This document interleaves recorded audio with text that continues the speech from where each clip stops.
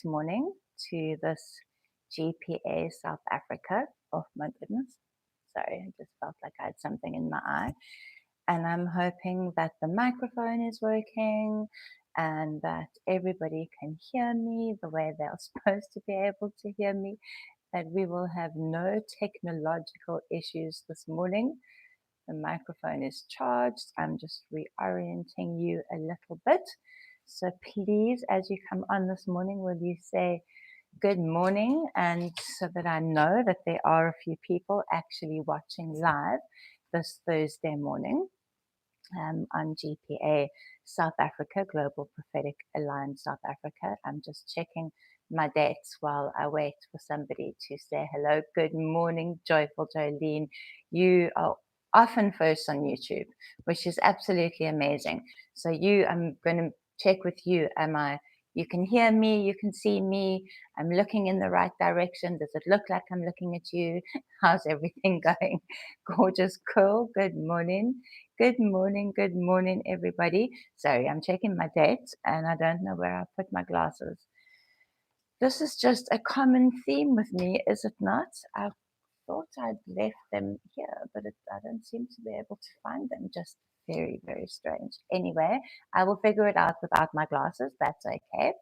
So this morning, we've been speaking about the month of Av, the new month of Av. That's the month that we're in at the moment, the Hebrew month of Av. We're in that month right now, so we've been speaking about that. And we spoke about the 9th of Av.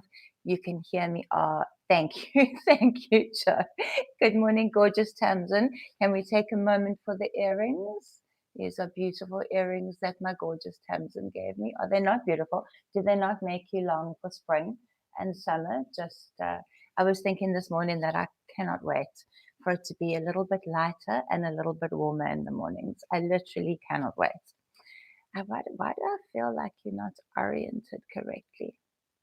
Okay. I don't want to move you around too much and make you seasick. Good morning, Conrad, my lovely. Okay, so we've been speaking about the 9th of Av. We've been speaking about the month of Av. We've been speaking about Tish B'Av, which is the commemoration of everything that happened on the 9th of Av, which is basically when the spies decided that me too, me too. Good morning, Radiant Rose.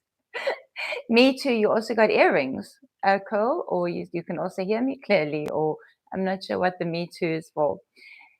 Please tell me, am I coming across right on your screen? Because for me, it feels like, I don't know, it just feels like I'm at a weird angle, or I don't know. Anyway, let me not faff. Let me not fiddle with it. Let's not give in to the perfectionist tendencies. So after Tish B'Av, which is the commemoration of the 9th of Av, when the spies chose fear over faith. Thank you. It's a wider screen. I know it's because Stuart told me that for YouTube purposes, it's better to stream horizontally. Normally, I stream vertically. So maybe it's just me that's still getting used to it. So we have Tish B'Av, which is the commemoration of the 9th of Av, terrible day in the history of Israel. And in previous lives, I've talked about that. And we are going into now a day called Tu B'Av. And what I always find quite interesting about Tu B'Av is that it is often around our Women's Day, because on Saturday it is South Africa's National Women's Day.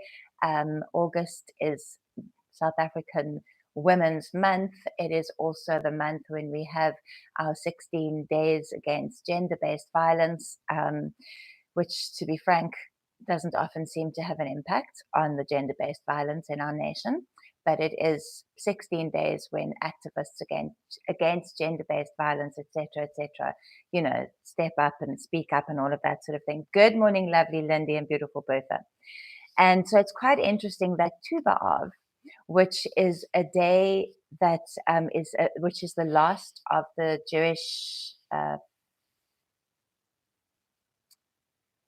holidays, is celebrated around our National Women's Day. So this year, Tu B'Av begins at sunset on Friday, the 8th of August, which is tomorrow, and it ends at sunset on Saturday, the 9th of August. So it basically runs through for the whole of Women's Day.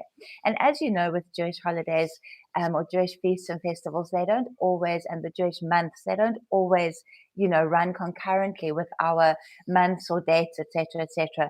And so I just find it very interesting when Tu B'Av falls on our National Women's Day, which obviously is this Saturday. Thank you, my love. Thank you. No, I don't need the heater. Thank you. I get very warm sitting under these lights and doing the doing the things here. It's just my husband bringing me something to drink and asking me if I want the heater on because he's worried that I'm getting cold. Sweet man. But I start off cold and then I always end actually. I always end well. I end warm, should I say? So, Tu B'Av. Good morning, everybody. Good morning. Good morning. Tu B'Av. So this morning's live as well. Oh yes, admin. I should have put it. I should have written it down before I started to teach. Let's just do a little bit of admin quickly before we get into Tu B'Av. This morning I'm speaking. My gorgeous Hanali. I am speaking at something that she has organized for a whole lot of women from the Delft area. So not this morning's teaching probably won't be as long as it normally is, just because of that fact. And then also those of you who still want to book for the Awakening Conference on Saturday in Paarl at the Lich in Leeuwen Church in Paarl on Saturday.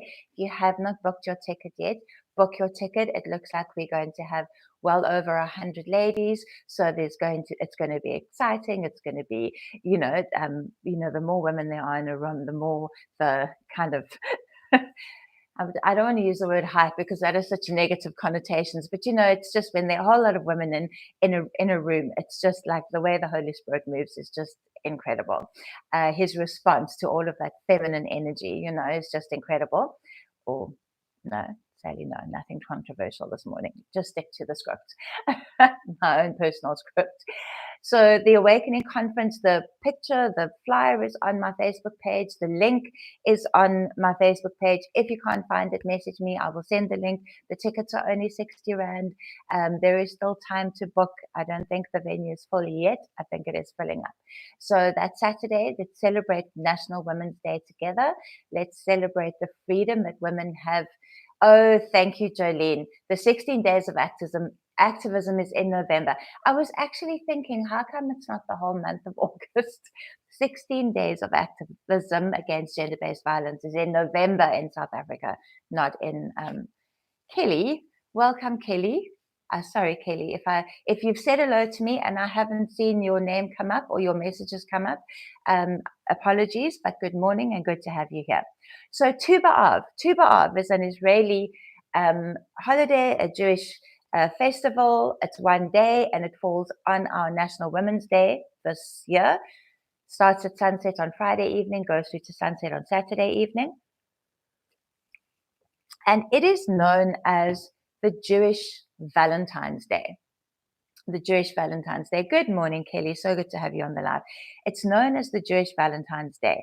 So it's the 15th of Av. If in the month of Av, it is the 15th of Av. And Av is a month where we say that we are going from despair to hope. So Av, and why they call Av the month where you go from despair to hope, is often it starts badly. If you look at the prophetic significance, the prophetic symbolism of the Hebrew calendar, remember, no calendar is 100% correct, not the Hebrew calendar, not the Gregorian calendar. No calendar is 100% correct. We do what we can with what we have. And so the Hebrew calendar is no different. There are scholars who disagree on on where people say we are in the Hebrew calendar, but there's nothing we can necessarily do about that unless we get special revelation from the Lord. But Av is known as the month where you go from despair to hope. And why is this? Sorry. This is because we start with the 9th of Av, which was a day of enormous despair. Now, if you're new here, or you haven't heard me teach on this before, there are previous teachings on this. Oh, hold on a second. Sorry. I think my hot drink went down the wrong way. So the 9th of Av is a day of enormous despair. It's when the spies chose fear over faith, when they told the people of Israel that wouldn't be able to uh, cross over into the promised land because there be giants in that land and all of those things. So they chose fear, and the nation of Israel chose to listen to them. 10 spies chose to listen to them. It was a moment of failure in terms of the leadership of Moses. And if you want to know the details of that, you can go and watch my previous live or previous lives, I think, are all about that. So the 9th, and then after that, like I mentioned again in previous teachings, after that, every 9th of Av, just terrible things happened. The temple was destroyed twice. The crusades started. All various things happened on the 9th of Av, going forward in the history of Israel, the history of the Jewish people. So it's a day of misery. It's a day of really a sad day as the Jewish people commemorate the failures and the spaces and places where their ancestors have let them down. Then we get to the 15th of Av, and the 15th of Av, or Tu B'Av, is like a Jewish Valentine's Day. It is a day focused around love, around happiness, around dancing. It's the day that the young Jewish girls were in ancient biblical times. The young Jewish girls would all get dressed in white and go and dance through the vineyards. Good morning, significant Sonia, my lovely. So it is a day when it's a day of merrymaking, a day of joy. And this is why the month of Av is called the month that goes from despair to hope. Bearing in mind also that the 9th of Av is the final day of the 3 weeks of sorrow, or the between the straits period that is prophetically significant in the Hebrew calendar. The 9th of Av ends that, and then on the 15th of Av you have Tu B'Av, which is really a celebration. It's a celebration for the Jewish people and for Israel that their nation have gone from despair to hope in the month of Av. So apparently, and this is according to Jewish tradition, which means that when I say that, I mean that this is something that rabbis and Jewish theologians and scholars teach on. It is not something that is in the biblical text specifically. So just in case you think, you go and look for the fact. So apparently, according to Jewish tradition, the plague that accompanied the Israelites for 40 years in the wilderness finally ended. And the desert generation had finally died off, and the new generation could enter the promised land. Now, this is it's a very unusual thing that possibly you haven't, an unusual fact, should I say, that you might not have heard before, unless you've heard me teach on this before. But according to Jewish tradition, every year on the 9th of Av, which was, the Tish B'Av, the sad day, a whole lot of people would die. So this is according to Jewish tradition, okay? This isn't in the biblical text, and this is more kind of tradition than fact. So the leaders or the whoever would dig graves. I think it was something like 15,000. I think it was something like 15,000 people. So they would dig graves beforehand, and on the 9th of Av, all these people would die off, and they would all be put in their graves and buried, okay? About 15,000, I think. And then Jewish tradition tells us that in the last year of their wandering around the wilderness, they got to the 9th of Av, and they dug the graves and nobody died. And so they waited. They thought maybe they had their dates wrong, because remember, they didn't have calendars like we have then. They followed the constellations and the rising and of the moon, etc. So they thought maybe they had their dates wrong. So they waited until the 10th of Av, and still nobody died. Then till the 11th of Av, and still nobody died. Until eventually on the 15th of Av, they realized that nobody had died, that the plague or the curse that God had placed on them, that, the desert generation, the generation that chose fear over faith, would have to die out before the next generation could actually go into the promised land. They realized that had happened, that the desert generation had now all died out. Again, remember, this is Jewish tradition, Jewish legend, if you want to call it that. It is not something that's mentioned in the biblical text. It's, so just take it from whence it comes, and don't take it as like a gospel fact, because it isn't. But apparently, according to Jewish legend, according to Jewish tradition, that is what happened. And I find that absolutely fascinating, that.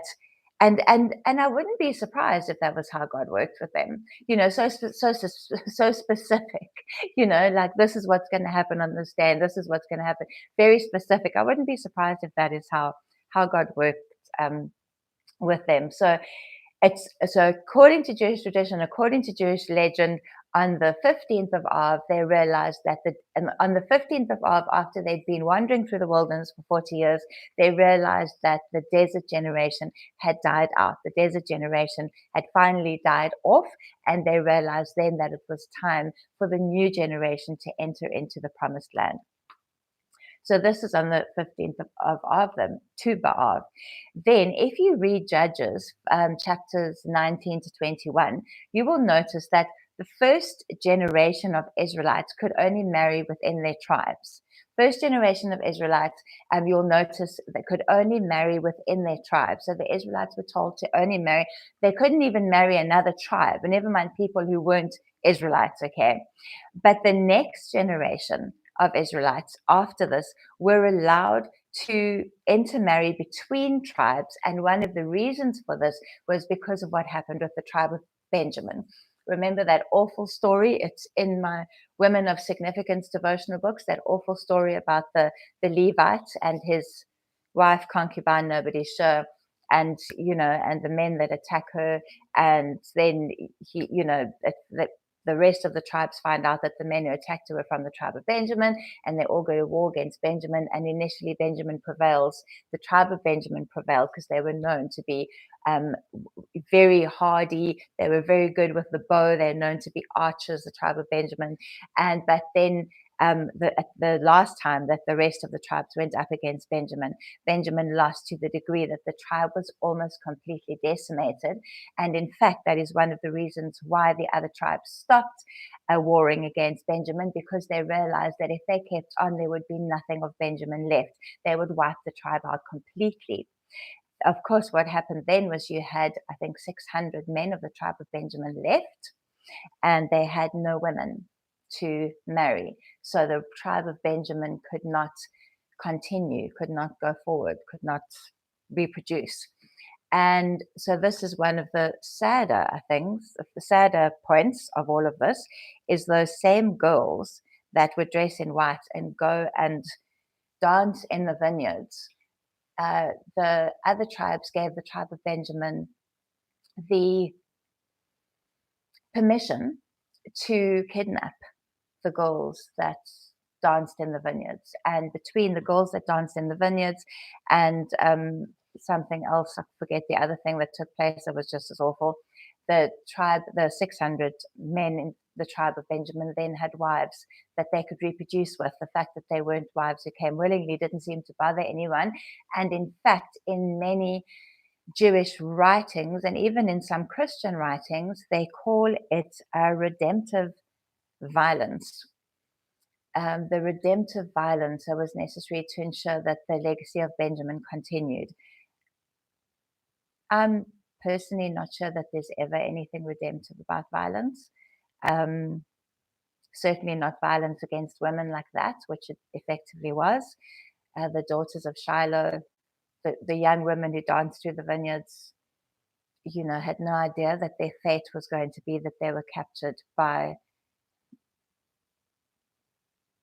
men from the tribe of Benjamin and forced to marry them. So I don't know that you can use the word redemptive and violence in the same sentence, but that is a matter of opinion.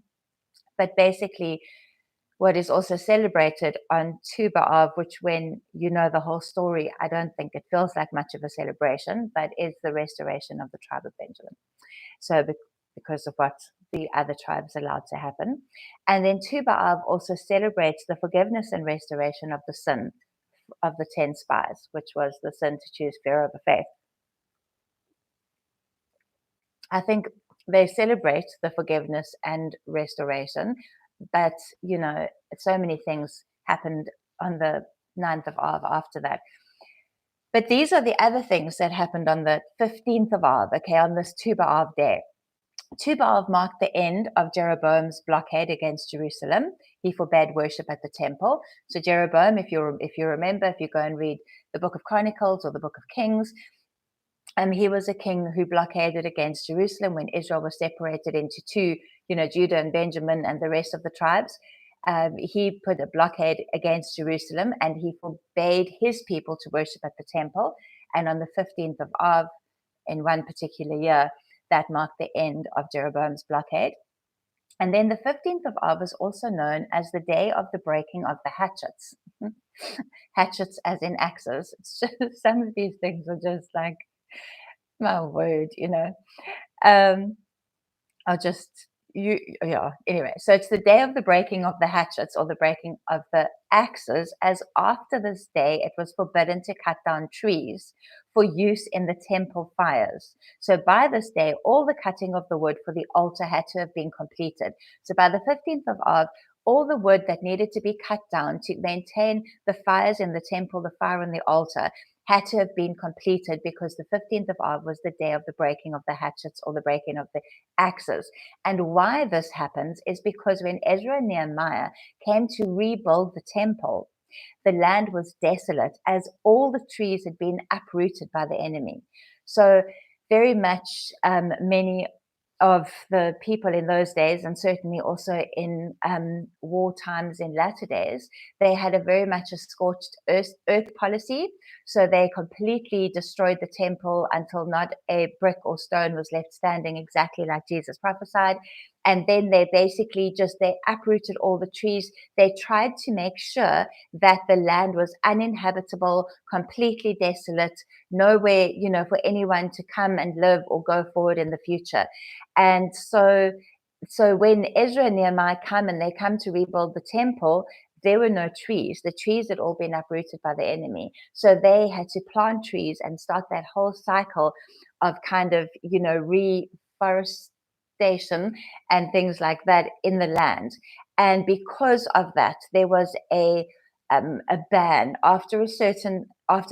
from the 15th of Av onwards. You could only cut wood to keep the fire on the altar going for a specific time, and then it was banned to give the trees to give the trees time to grow, to give them time to flourish, to give people time to plant new trees.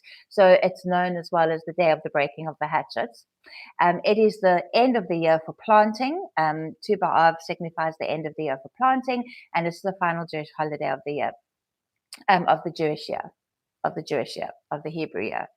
So it's a very interesting holiday to celebrate.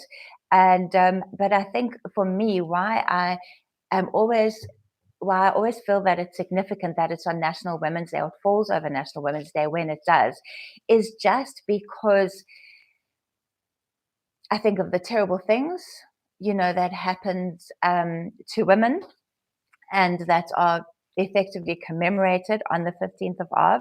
And I like to remember, because when I get upset, and if you don't have my books, here they are, Women of Significance Devotional 1, Women of Significance Devotional 2, and there is a Women of Significance Devotional 3 that I don't think I have here right now. And I'm just actually looking very quickly if the way the Daughters of Shiloh came in, to actually just see, is it volume 1? It might have been volume 1 or after that. But so just, it's just a time to, I can't remember when the Daughters of Shiloh today. It's a time to remember. It's a time to pay attention. It's a time to pay attention to how far women have come in our own society, in our own church and ministry spaces, and how far women still have to go. And one of the things, when I get despondent about some of the things that happened to women in the Bible, this is what the word that the Lord gave me when I was first investigating the whole Tu B'Av thing.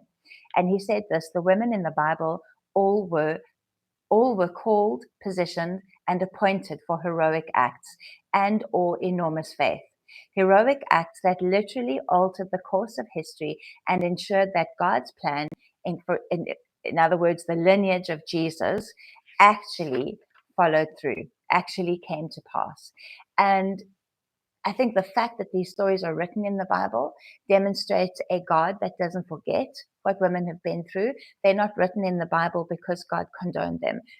They're written in the Bible as a record of what women went through in those times, of how women then, even though society and the way things were was very much positioned against them, they still stood up.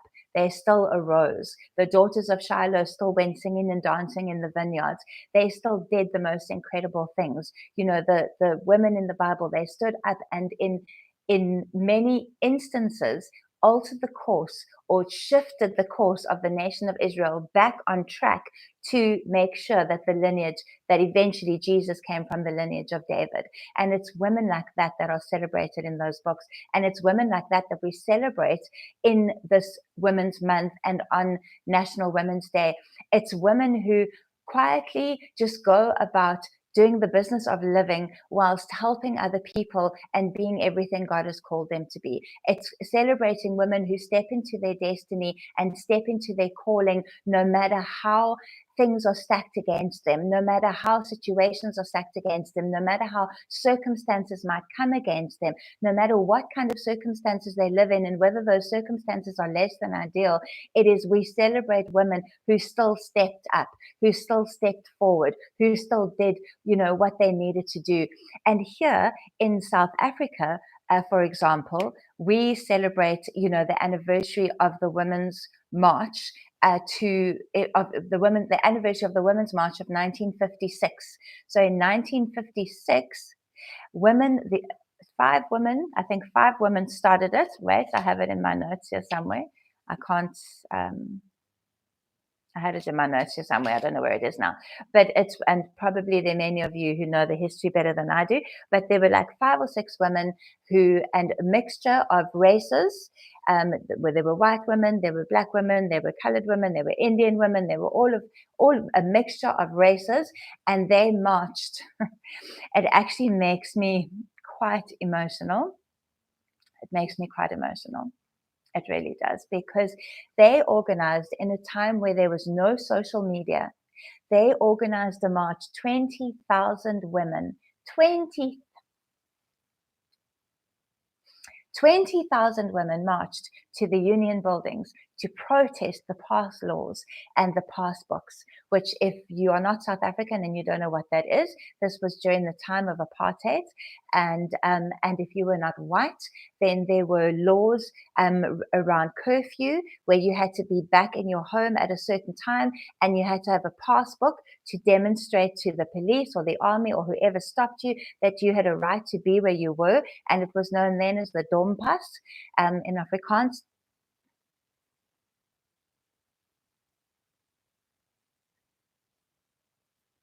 Sorry.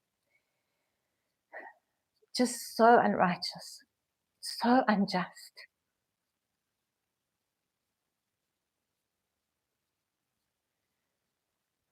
So wrong in so many ways, in every way, so wrong.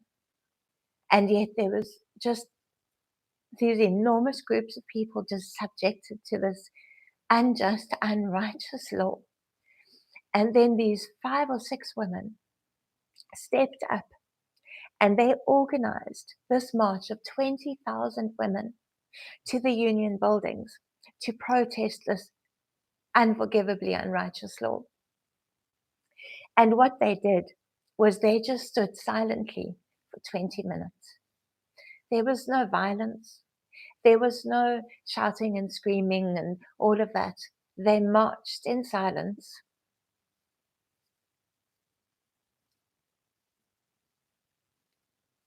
And they stood in silence because they had been silenced and they were making that point. And the law was not repealed immediately, it was only repealed sometime later. But that march by those women to the union buildings in South Africa, that march by those women signified the beginning of the ending of the past laws. There were other protests, there were other things that happened, there were other people involved. But that march by those women was the first rising up of people, of women against these past laws. And it pioneered something. It pioneered something in the spirit. It pioneered a justice. It pioneered righteousness. It pioneered women standing up and saying, we will not tolerate this anymore. And we will stand together.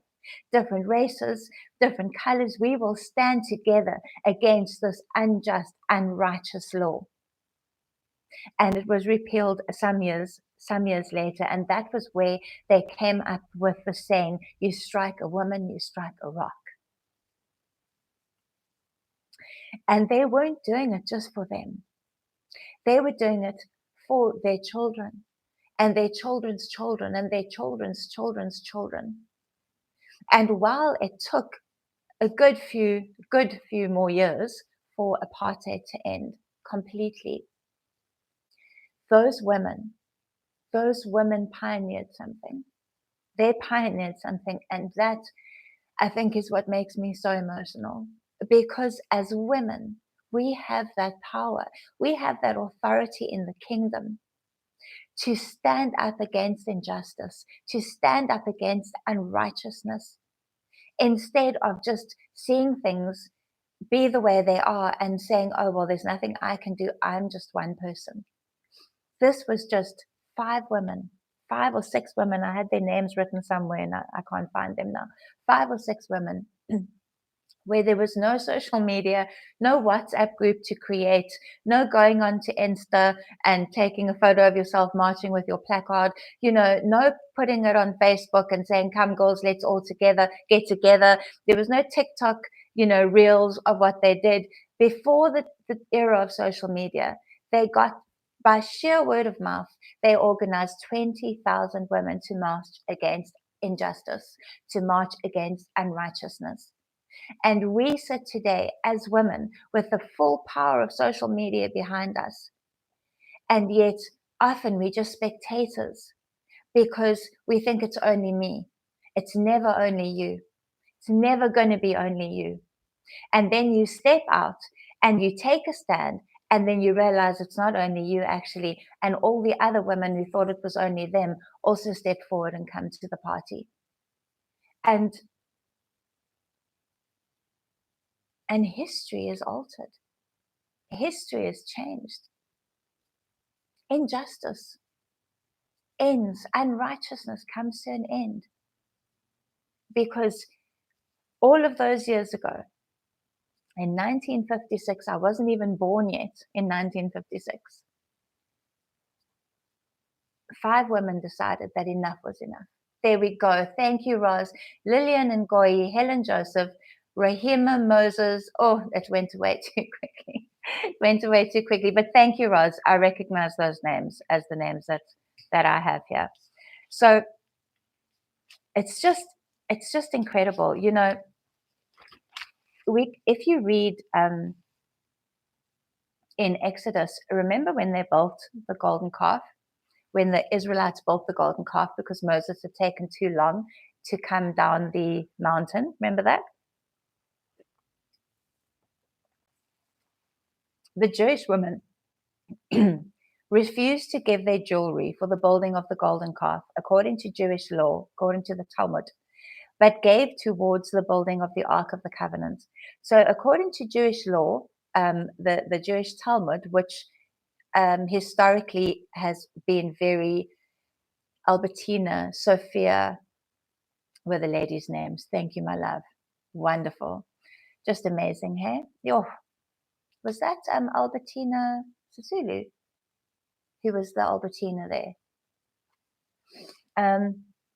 Anyway, so So the Jewish Talmud, the Jewish law, which when you look back in, going backwards in history, has a very patriarchal bent to it. Okay, that's no getting away from that. That's just the way it is.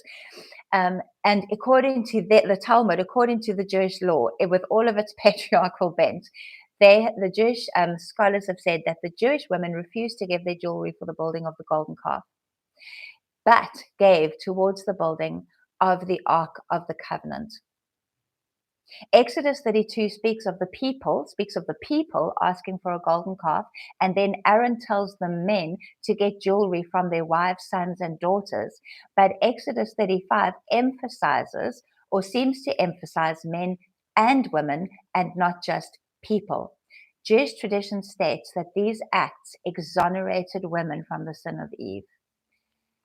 How many people do you know? How many men do you know? How many church spaces, ministry spaces, wherever Christian people gather? How many men still speak about the sin of Eve? Still blame women for the sin of Eve? Still think that everything that's gone wrong in the world originates with the sin of Eve? How many people? And the Jewish law, the Talmud, the Jewish law and tradition, and not law as in L-A-W, law as in L-O-R-E, they themselves exonerate women from the sins of Eve because of the women's actions by not giving their jewelry when the golden calf was built, and by giving when it came to building the Ark of the Covenant. And then lastly, how long have we got? Okay, not very long. So lastly, I want to just read this to you. This is a quote from one of the textbooks that I had to read in my my theology. I'm busy doing my degree in theology, and one of the textbooks. This is a quote, and I wish I could remember. I wish I could remember who the author was. I can't. I can find his name, but I don't know it offhand. And this quote is, just listen to this. We should be very careful not to read the idea of subordination into the word helper. This is talking about Genesis, the infamous verse where God says, I'll give you a helper, he says to Adam. So this is a Christian, a theologian, a scholar of Hebrew and Greek, and this is what he wrote. We should be very careful not to read the idea of subordination into the word helper here, since it is used elsewhere to refer to God, who is the helper of the people. So the word for helper used in that verse in Genesis is the same word for helper used when it speaks about God being the helper of the people. A lot more powerful, right? In another context, the word could be translated as ally. So that word helper could also be translated as ally. I'm giving you an ally, Adam, someone to support you and partner with you. Notice how the description of her creation also emphasizes equality between Adam and Eve. He puts Adam in a deep sleep and takes something from his side, perhaps a rib, but according to Jewish scholars, it is unlikely that it was a rib. It says he takes something from his side. We have just gone with the rib idea, but it's actually not definitely a rib. Not in the translation of the ancient Hebrew. It could be a rib, and creates Eve. Then that God took something from Adam's side and not from his head or from his feet is theologically and practically significant. She is neither superior to him. In other words, if it had been taken from his head, then Eve would be superior to him, or inferior. If Eve had been taken from Adam's feet, she would be inferior to him, but his equal because she was taken from his side. Because she was taken from his side, she is seen as an equal. There is no, in the ancient Hebrew, there is no basis for subordination in the creation story of Adam and Eve and all of that sort of thing. There is no subordination inherent there. And the word for helper could mean can also mean ally, and actually is the same word that God uses for himself later in biblical text when he refers to himself as the helper of the people. So actually, incredibly significant, incredibly significant.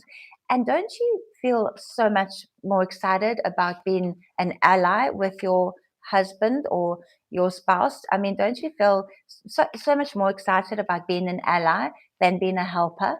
Doesn't helper sound, it doesn't helper just sound so like, I don't know, less than. It sounds so less than. And and then, as I said, the Jewish scholars, they recognize that that the Jewish women did not actually contribute anything to the building of the golden calf, and yet they did contribute to the building of the Ark of the Covenant. So I want us just to reflect on that today. I'm going to need to sign off now because I need to get ready to go to my meeting.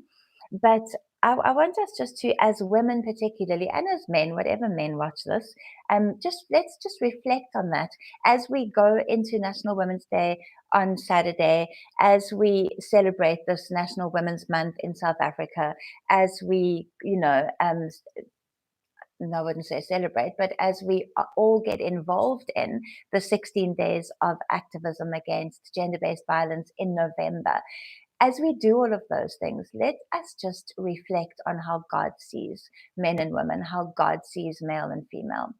And let us remember that what does God say in Genesis? He says, I'm creating man and woman in my own image. In other words, women are created in the image of God just as much as men are. And it actually takes man and women together to fully express the image of God. So the fullness of man being everything that man is called to be, and the fullness of woman being everything that woman is called to be, then reflects the fullness of the image of God on the earth.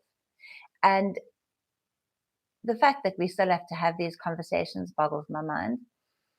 That we still have to talk about these things just boggles my mind. But if you read through the women in the Bible and you see, and that's what these books, that was the whole point of these books. The whole point of these books was to devotionals that speak about every single woman in the Bible, named and unnamed, from Genesis right through to Revelation. And what they brought to the story of the Bible, to the story of Israel and the Jewish people, to the story of the lineage of Jesus Christ. It's just amazing. It's just amazing. And as non-Jewish women, to remember that two of the women mentioned in the lineage of Jesus were not Jewish people, not Israelites. They were Gentiles. They were Moabites, Ruth and Rahab. So it's just exciting, I think, to live in such a time as this, to be born for such a time as this, to be able to stand for women and to stand against injustice and unrighteousness, and to remember the sacrifices of those that have gone before us, and to make sure that our legacy is similar to their legacy, that our legacy can be one of increased godly justice and increased righteousness, and that our generational, what we bring as a generation, can be something that would be written in the history books one day and remembered for generations afterwards, which is why the stories of these women is written in the Bible. It's because God was determined that nobody would forget what those women had done, what they had brought. So I encourage you to just reflect on this. Just reflect on how incredible you are as a woman. Reflect on the fact that God made you a woman on purpose, that you are born and you live wherever you live because you are there for such a time as this. And let us stand together. Women are brilliant at being pioneers. Women are brilliant at pioneering. Brilliant at pioneering. It's something we do really, really well. Let's pioneer a brighter future for our children and our children's children's children. Let's leave a legacy of godly justice and righteousness. Let's stand up when we need to stand up. Let's be voices for the voiceless. Let's speak up for those who can't. Let's speak up for those who have been silenced. Let's Let's be Jesus as women to the world, a world that desperately needs it. I love you all.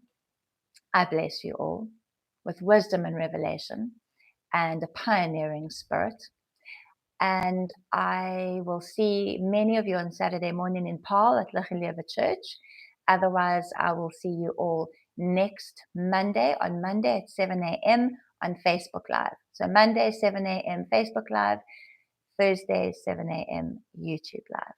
See you all then. Love you. Bless you. Bye.